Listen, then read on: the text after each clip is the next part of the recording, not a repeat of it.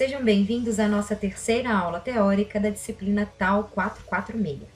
O assunto de hoje é evaporadores, e com isso nós vamos falar dos principais equipamentos utilizados para a produção de doce de leite, leite evaporado e leite condensado.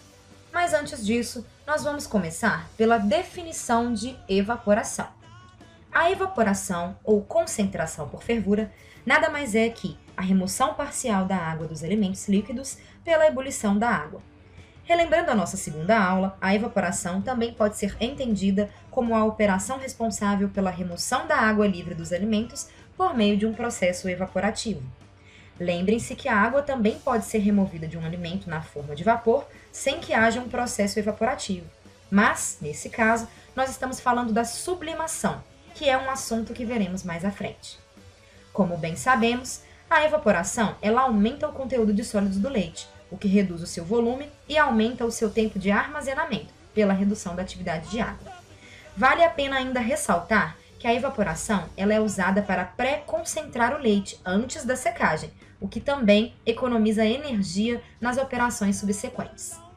Na indústria de laticínios, a evaporação ela é usada para concentrar o leite integral, leite desnatado, soro, concentrado de proteína de soro e permeados de filtração por membrana. Nos evaporadores usados na indústria de alimentos, a água ela é evaporada por meio de um aquecimento indireto, isto é, o alimento e o vapor são mantidos separados um do outro por meio de uma superfície.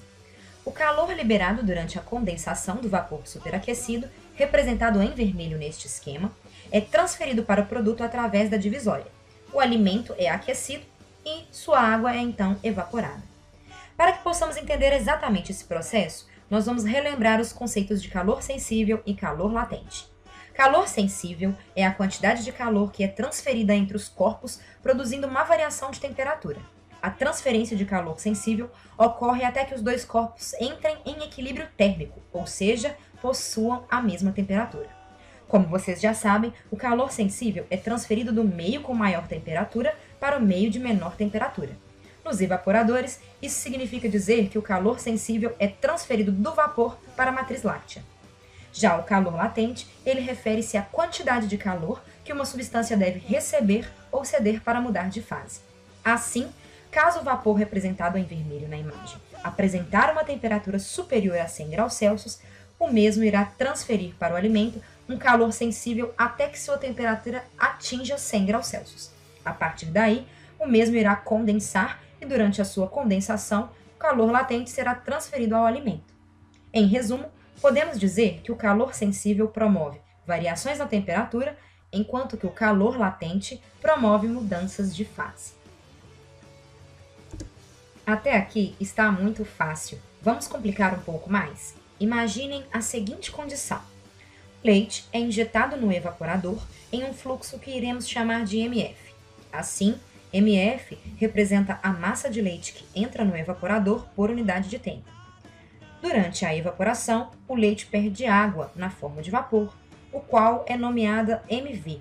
Em outras palavras, MV é a massa de vapor produzida a partir da evaporação do leite por unidade de tempo. À medida que o leite vai perdendo esta água, nós temos a formação de um leite concentrado, que será o nosso produto. MP corresponde, então, à massa de produto produzida por unidade de tempo. E para o nosso balanço de massa total, durante o processo, nós podemos concluir que toda a massa que entra no evaporador é a mesma massa que o deixa. Assim sendo, pelo nosso esquema, entra leite, sai vapor e leite concentrado. Matematicamente, isso pode ser representado como sendo MF igual a MP mais MV. Como bem sabemos, o leite apresenta sólidos dissolvidos ou dispersos, e se dividirmos a massa de sólidos pela massa total do leite, nós temos uma grandeza adimensional que chamaremos de fração de sólidos. Pelo esquema, a fração dos sólidos no leite é representado como XF. Considerando que no vapor produzido MV não haverá sólidos, ou seja, somente água na forma de vapor, assim a fração de sólidos ela será zero. Fazendo um balanço de sólidos no processo, nós podemos dizer que a massa de sólidos que entra no evaporador é a mesma massa que deixa o equipamento. Matematicamente, MF multiplicado por XF é igual a MP multiplicado por XP. Da mesma forma, nós podemos dizer que toda a massa de água que entra é igual a toda a massa de água que sai. Nesse caso, a água entra com o leite e sai juntamente com o produto, e na forma de vapor. E para estimarmos a quantidade de água no leite, por exemplo, basta fazer uma subtração entre a massa de leite e a massa de sólidos, ou seja, mF menos mF multiplicado por xF. Podemos usar o mesmo raciocínio para o produto. Assim, o balanço de água ele pode ser descrito como mF que multiplica 1 menos xF é igual a mP que multiplica 1 menos xP mais mV.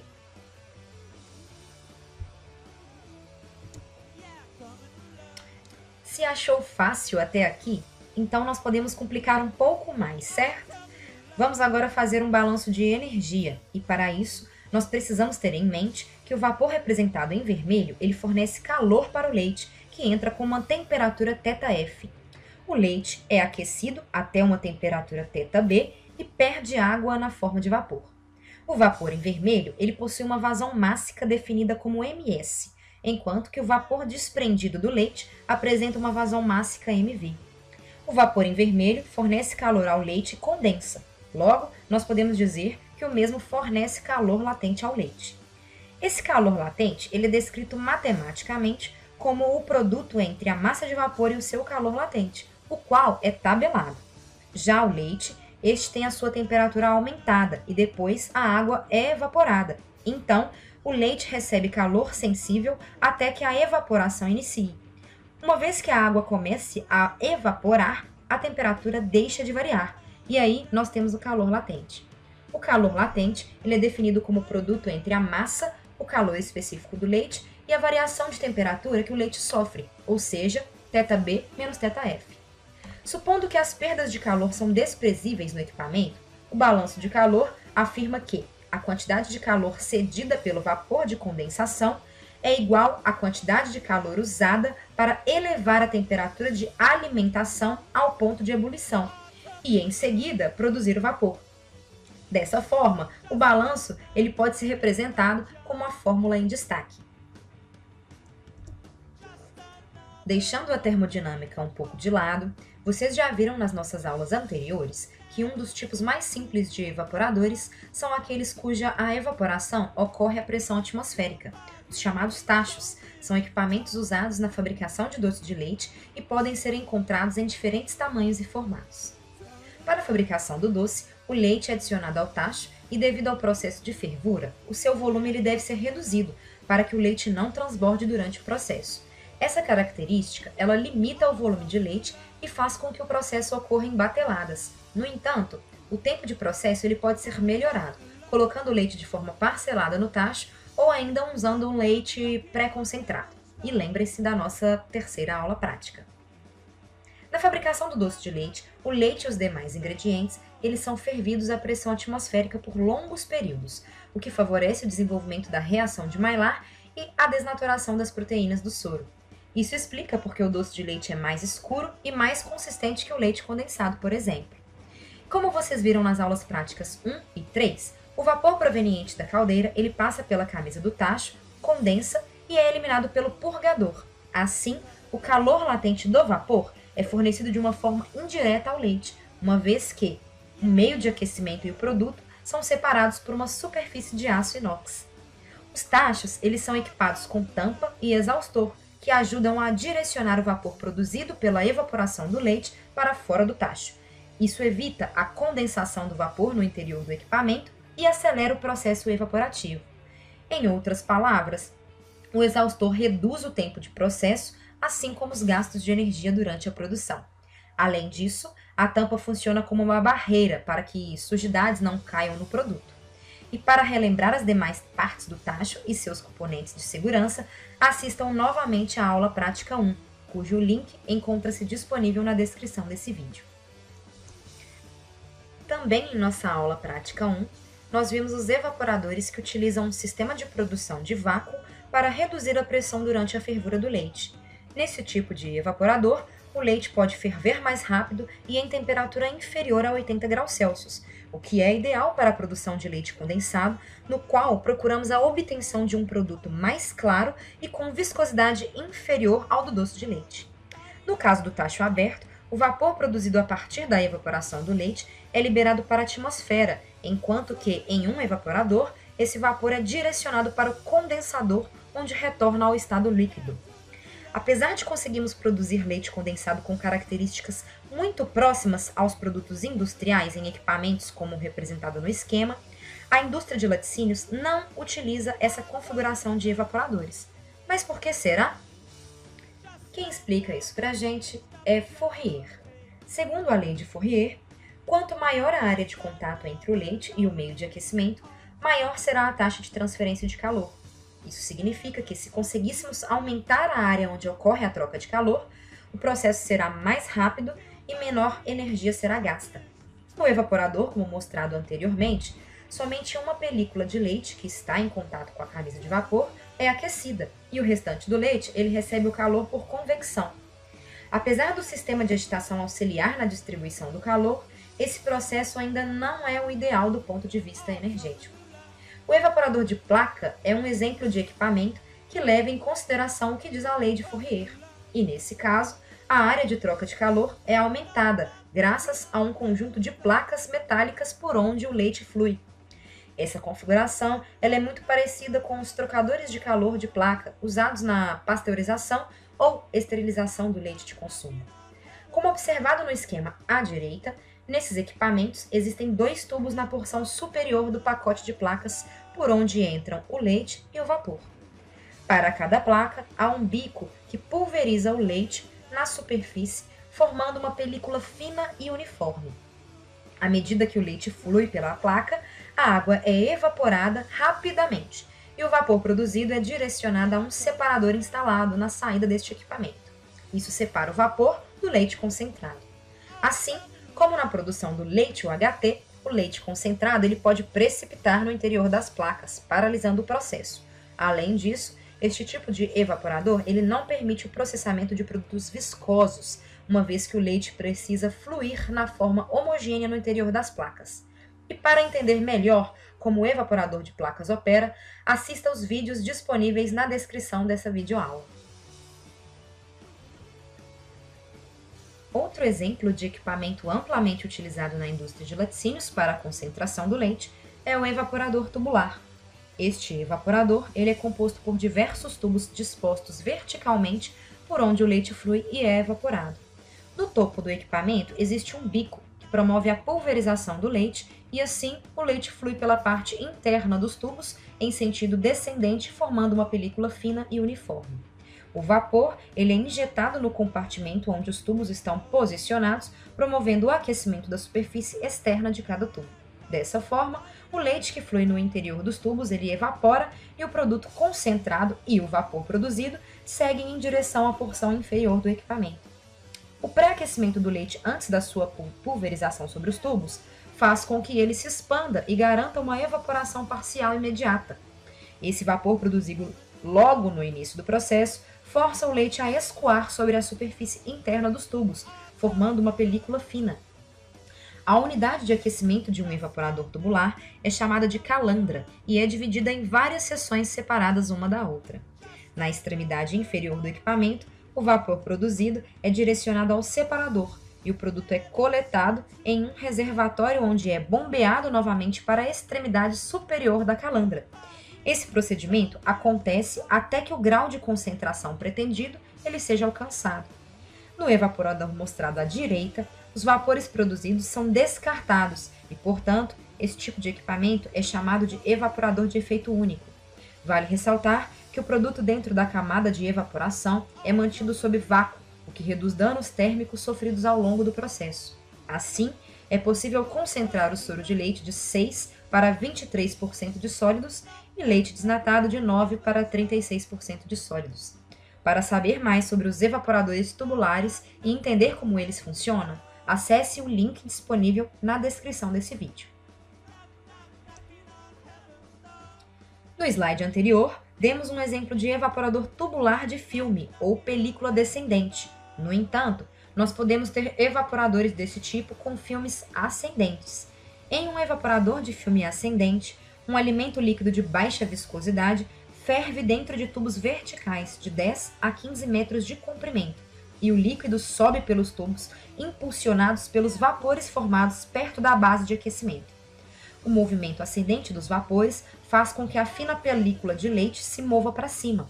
Em particular, para essa configuração, um diferencial de temperatura de pelo menos 14 graus Celsius entre o produto e o meio de aquecimento é necessário para obter um filme bem desenvolvido e, embora a operação seja quase sempre única, o líquido ele pode ser recirculado para obter a concentração de sólidos desejada.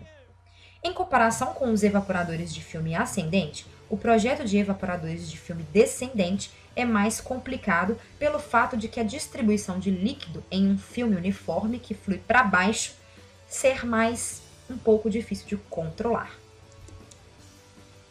Além do design, existem outros fatores que podem ditar a eficiência de um evaporador, e estes estão normalmente associados à transferência de calor no equipamento. Se voltarmos à lei de Fourier, a transferência de calor é favorecida pela diferença de temperatura entre os meios que recebem e cedem calor. Isso significa que, quanto maior a diferença de temperatura entre o leite e o vapor de aquecimento, maior será a taxa de transferência de calor. Para auxiliarmos na manutenção dessa diferença de temperatura entre os meios, nós temos duas opções: aumentar a pressão e a temperatura do vapor ou reduzir a temperatura do leite em ebulição por meio da aplicação de um vácuo. A diferença de temperatura tende a diminuir à medida que o leite fica mais concentrado, devido à elevação do ponto de ebulição e diminuição no coeficiente de transferência de calor. Além do aumento do conteúdo de sólidos, a formação de incrustações nas superfícies do evaporador reduz o coeficiente de transferência de calor, tornando o processo mais oneroso do ponto de vista energético. À medida que o líquido vai sendo concentrado, a sua viscosidade aumenta e o mesmo fica mais tempo em contato com a superfície aquecida. Isso pode promover o superaquecimento do líquido e, ao mesmo tempo, reduzir a taxa de transferência de calor. Para melhorar a eficiência energética dos evaporadores, podemos pensar no aumento da área de troca térmica ou na manutenção da diferença de temperatura. No entanto, ainda podemos pensar em reaproveitar o vapor que é gerado durante a evaporação do leite. Uma das maneiras de economizar energia em processos evaporativos consiste em interligar vários evaporadores de efeito único, formando um sistema de múltiplos efeitos. Em teoria, se dois evaporadores estiverem conectados em série, o segundo efeito poderá operar em um vácuo mais alto e, portanto, em uma temperatura mais baixa do que o primeiro. Assim, o vapor produzido pela evaporação do leite no primeiro efeito pode ser usado como meio de aquecimento para o próximo efeito, o qual irá operar a uma temperatura de ebulição mais baixa. É possível conectar vários efeitos em série para melhorar ainda mais a economia de vapor. No entanto, isso torna o equipamento mais caro e envolve uma temperatura mais alta no primeiro efeito, o que é uma desvantagem no tratamento de produtos sensíveis ao calor. Para o sistema de evaporação mostrado no esquema, nós temos um evaporador de efeito triplo, uma vez que os evaporadores produzidos a partir do primeiro efeito é utilizado como meio de aquecimento no segundo e o vapor liberado no segundo efeito é usado no terceiro. Observe que, em um evaporador de efeitos múltiplos, o vapor proveniente da caldeira é usado apenas no primeiro efeito, e isso é o que resulta na obtenção de maior eficiência no uso da energia. Para entendermos melhor como acontecem os fluxos de leite e vapor, observe as linhas tracejadas que marcam o caminho percorrido pelo leite, linha azul, e a linha vermelha, vapor. O leite parcialmente concentrado, que deixa o terceiro efeito, é introduzido no segundo efeito e, na sequência, é encaminhado para o primeiro efeito, onde atinge o seu grau de concentração necessário. Vale ressaltar que, à medida que o leite é concentrado, o seu ponto de ebulição aumenta e a diferença de temperatura entre o vapor e o produto diminui. Essa redução no diferencial de temperatura diminui a taxa de transferência de calor, como previsto pela lei de Fourier. Assim, à medida que o produto segue do efeito 3 para o efeito 1, o seu coeficiente de transferência de calor reduz, o que diminui a eficiência de troca energética. Como forma de contornar isso, é necessário aumentar a diferença de temperatura entre o leite e o meio de aquecimento, à medida que o leite vai sendo concentrado. Uma opção seria aumentar o vácuo nos efeitos onde o leite está mais concentrado para reduzir o seu ponto de ebulição. Outra opção é aumentar a temperatura do vapor. Note que no esquema apresentado, o leite apresenta maior concentração no efeito 1, e é justamente nesse efeito que o vapor proveniente da caldeira, ou seja, o vapor mais aquecido, é usado. Também podemos observar que evaporadores tubulares são de filme ascendente, uma vez que o leite se move de baixo para cima. Como os evaporadores de filme ou película ascendente exigem um diferencial de temperatura de 14 graus Celsius na superfície de aquecimento, apenas 4 efeitos são possíveis. No entanto, até 10 ou mais efeitos podem ser possíveis usando evaporadores de filme descendente, uma vez que suportam o escoamento de líquidos mais viscosos. À medida que aumentamos o número de efeitos, podemos então reduzir o consumo de vapor.